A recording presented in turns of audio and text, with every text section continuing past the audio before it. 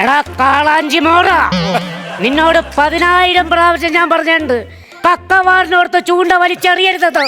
ഇത് തന്നെ ഇവിടുത്തെ സ്ഥിര പരിപാടി. ഇതൊക്കെ ഉണ്ടല്ലോ നിന്റെ അടുത്ത് പറഞ്ഞിട്ട് കാര്യമില്ല. നിന്റെയൊക്കെ സൃഷ്ടാവിനോട് പറയണം, നിന്നെയൊക്കെ ജനിപ്പിച്ചവന്റെ അടുത്ത്. അതാ മധ്യവയസ്കൻ ഒരിക്കലും അങ്ങനെ പറയരുത്.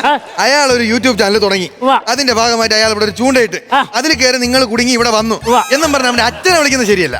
ഞാൻ എന്നെ തന്നെ പറഞ്ഞാൽ നിനക്കെന്ത് കുഴപ്പം? ഞാനാണ് അവന്റെ തന്ത. ഇവൻ എന്റെ മോനാണ്. ഡാഡിയാണിത്.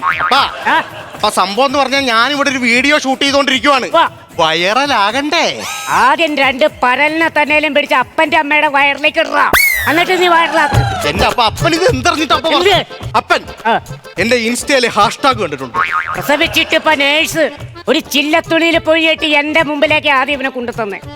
എന്നിട്ട് ഞാനിങ്ങനെ മൗത്ത് ഓർഗൻ വായിക്കണ മാതിരി ഇത് ഇങ്ങനെ ഒരു അന്നേരം കണ്ട് ഞാൻ അവന്റെ ഹാഷ്ടാഗ് ആ അപ്പനോട് ഇപ്പൊ ചോദിച്ച കേട്ടോ, എന്റെ ഹാഷ്ടാഗ് കണ്ടേട്ടോ ഒന്ന് ചോദിക്കാൻ കൊള്ളാവൂടാ. എന്റെ അപ്പൻ ഇത് എന്തൊക്കെയാ പറയുന്നത്? അപ്പൊ ഞെട്ടാൻ പോകുന്ന ഒരു കാര്യം പറയട്ടെ. ഇവിടെ വന്നിരിക്കുന്ന ആരാണെന്ന് അറിയാവോ? 1000 കണ്ണുള്ള അമ്മായിയമ്മ. 2 കണ്ണുള്ള അമ്മായിമ്മേനെ കൊണ്ട് ഇവിടെ തലക്ക് ഭ്രാന്ത. അന്നേരം 1000 കണ്ണുള്ള അമ്മായിമ്മേനെ കൊണ്ട് വന്നത് ഇത് സംഭവം അറിയാവോ? അടിച്ചതല്ല, അപ്പൻ 2 അടിച്ചു കഴിഞ്ഞാൽ അപ്പൻ ഇതിനെ കുറിച്ചുള്ള കാര്യങ്ങൾ അപ്പൻ ഞാൻ അത്ര വലിയ ബുദ്ധിമുട്ടാണെങ്കിൽ ശരി, ഞാൻ ചൂണ്ടിടാൻ നടക്കുന്നില്ല. വേണ്ട, അപ്പൻ എന്നെ കക്കാവാരം കൊണ്ടുപോകൂടെ? അതവൻ ചോദിച്ച ന്യായം. ഇങ്ങോട്ട് പറ, നിങ്ങൾ കക്കവാരം പോകുന്ന നേരത്തെ ഇവനെയും കൊണ്ട് പോയിരുന്നെങ്കിൽ ഇവൻ അത് വീഡിയോ ഷൂട്ട് ചെയ്ത് യൂട്യൂബിലിട്ട് അതിൽ നിന്നൊരു വരുമാനം കിട്ടിയാൽ അത് നിങ്ങളുടെ കുടുംബത്തിനല്ലേ വന്ന് ചേരുന്നത്? ശരിയാണ്, ഓക്കെയാണ്. ഒരു ദിവസം ഞാൻ ഇവിടെ കൊണ്ടുപോയി. ഇവൻ പറഞ്ഞു, അപ്പം ധൈര്യമായിട്ട് കക്കവാരിക്കോ, ഞാൻ ഷൂട്ട് ചെയ്യാന്ന്. പിള്ളേരല്ലേ, ആഗ്രഹമല്ലേ, ആയിക്കോട്ടെന്ന് ഞാനും വിചാരിച്ചു. പിറ്റേ ദിവസം അവനത് നേരെ എടുത്ത് യൂട്യൂബിലിട്ടു. അതിന്റെ മേളിൽ എഴുതി വെച്ചേക്കാണ് കക്ക വാരുന്ന നീർക്കാക്കാന്ന്. 3 മില്യൺ വ്യൂവേഴ്സ് ഇതില്. എന്റെ അപ്പൻ ഇത് എന്തൊക്കെ പറഞ്ഞാലും ഒരു കാര്യം, അപ്പന്റെ പാട്ടിന് പോകാം. ഞങ്ങൾ ഇവിടെ കണ്ടന്റ് എങ്ങനെയെങ്കിലും ഷൂട്ട് ചെയ്തു. ഒന്നും കൊണ്ട് വിഷമിക്കേണ്ട കേട്ടോ, അപ്പൻ എന്തെങ്കിലും കൊണ്ട് പറയുന്നേ ഉള്ളൂ. കുഴപ്പമില്ല, നിന്റെ തന്തയില്ലേ അങ്ങനെ. അല്ല, ഞാൻ അതല്ലേ പറഞ്ഞത്. ഇതാണ് പ്രശ്നം. മദ്യപിക്കൂ? ഇല്ലടാ, ഞാനിത് പൊട്ടിച്ച് കാലും കാലൊക്കെ കഴുകും. നമ്മളിവിടെ കൊണ്ടിട്ടുണ്ടെങ്കിൽ എങ്ങനെയെങ്കിലും ഒരു കണ്ടന്റ് എങ്ങനെയെങ്കിലും കയറ്റിക്കൊണ്ട് പോകുന്നിടത്ത് ഉടനെ സംസാരിച്ചോണ്ടിരിക്കുവോ? സോറി കേട്ടോ, മീൻ പിടിച്ചിരിക്കും. പിടിക്കുന്ന മീൻ നമ്മൾ വറുത്തിരിക്കും. പെട്ടെന്ന് അയക്കുന്ന എനിക്കങ്ങ് പോവായിരുന്നു. 1000 കണ്ണുള്ള അമ്മായിമ്മേലെ ജയദേവൻ. ഞാൻ പറഞ്ഞ 2 അടിച്ചു കഴിഞ്ഞാൽ അപ്പൻ എല്ലാം ഓർമ്മ വരും. അപ്പൊ ഭയങ്കര സീരിയൽ ആരാധകരല്ലേ? പിന്നെ ഞാൻ കൊല്ലും.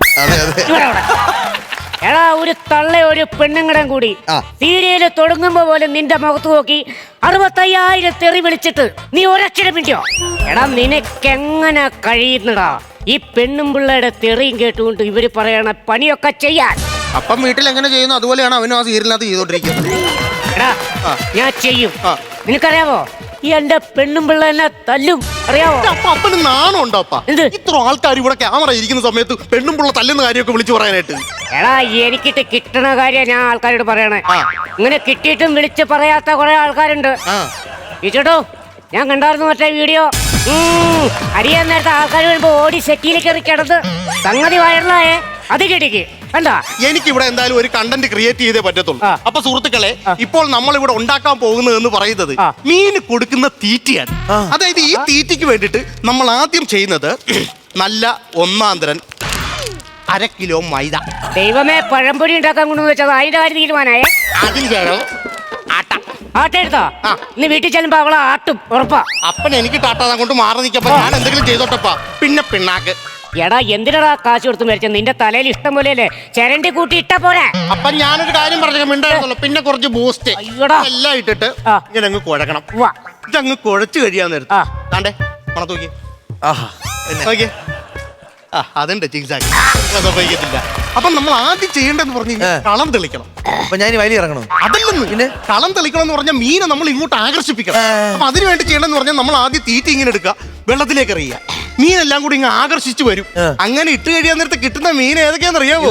കട്ട്ല, രോഹു. ഓഹോ അല്ല, രോഹു.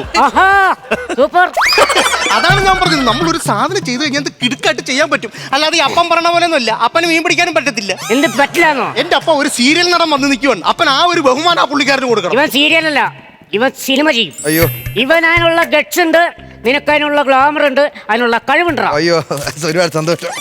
എടാ, ബഹുമാനം വേണം. അല്ലാണ്ട് ഞാനാണ് കോക്കാനാണ് മാക്കാനാണെന്ന് പറഞ്ഞിട്ട് ചൂണ്ടെടുത്തുകൊണ്ട് തെണ്ടി എടുക്കുമല്ല. ഞാൻ MA വരെ പഠിച്ചവനാ. MA വരെ ഇവൻ പഠിച്ചതാ. ഓക്കെയാ. ഇത് കണ്ടുകൊണ്ട് ഇവന്റെ അനിയൻ പറഞ്ഞു, എനിക്ക് ചേട്ടനും മേളി പഠിക്കണം, അവനാ എമ്മയുടെ മേളിൽ പഠിച്ചു ഇപ്പൊ ചെയ്യില്ല MDMA. ഫ്ലവേഴ്സ് സ്മാർട്ട് ഷോ ശനി ഞായർ ദിവസങ്ങളിൽ രാത്രി 9:30 ഫ്ലവേഴ്സിൽ.